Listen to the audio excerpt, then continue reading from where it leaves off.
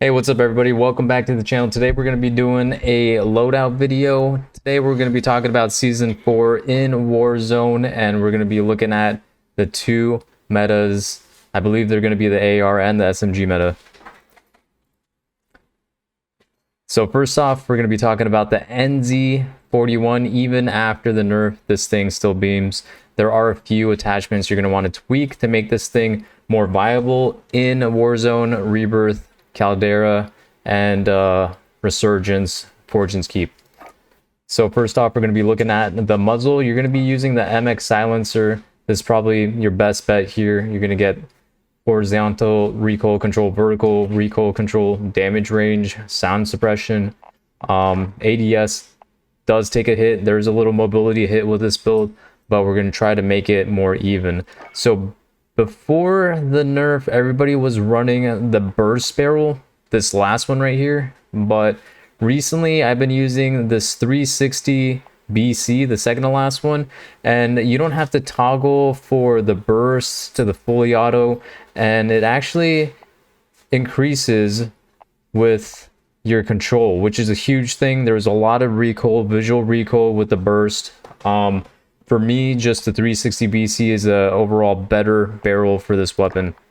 Next, we have the optic. You have two choices here. First off, it's going to be the G16 2.5. If you're playing Rebirth or any Resurgence, probably 2.5 is the way to go. But if you are using it for Caldera, you're probably going to want a little more range, giving you the SVD 40 3 to 6 times. The 6 times just helps you see further in that depth of range that Caldera has. So it's up to you. For me, I keep it on the 2.5. I play more Resurgence, as you see on my gameplay on Twitch or YouTube. All right, for the stock, we're going to stick with the Orb Weaver E-Pack.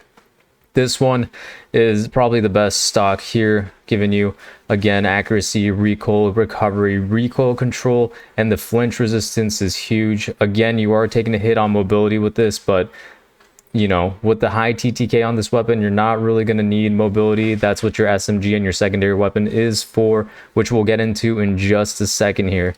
Moving along, before we were using the hand stop, but recently there's been a lot of builds. I've also seen Warzone loadouts based on KD and wins, and a lot of people are using the M1930 Strife angled. Again, hit on the mobility, but with the nerf to the gun, the more visual recoil, this is going to help that out. Try it out. If you guys don't like it, feel free to switch to the hand stop, or I think I've seen people using the Carver foregrip. All great choices, but personally I do like the M1930 Strife angled under barrel. Give it a shot. Let me know what you guys think. Magazine, we're sticking with the 6.5 Sakura 50 round. Ammunition lengthened did also take a nerf, but we are still running lengthened on our ammunition for our ARs. Rear grip, this is where it kind of differs for me. I like hatch grip. It just gives you vertical recoil control, again, horizontal control, and flinch resistance. This is huge when you're taking shots from your enemies, to be able to just have them in your crosshair and continue to beam them. Last but not least, perks for this weapon. I like acrobatic. This is going to improve your mobility, so this is crucial. Like I was saying, we're going to add some attachments here to help with that. And perk 2 on hand, it also helps with ADS and equipment dexterity. Again, something to help with that slow ADS and mobility. So this is the pretty much the meta build right now for the NZ41 after the update. Still a great weapon next to, you know, the STGs up there. I think the XM4 is like kind of viable now, but I think the NZ41 is still in first place. Okay, moving along. If you guys are wondering what to use with the NZ41, well, here you go. This is the SMG. You guessed it. It's the Marco 5 SMG. All right, so first off, we're starting with our muzzle recoil booster. Just always recoil booster for SMGs. Always. barrel, we're going to use the second to last one, the 355 millimeter. This one's going to give you a lot of ADS, movement speed. The mobility is great on this barrel, and it's still your mid-range barrel, so you do get like a really good distance with it.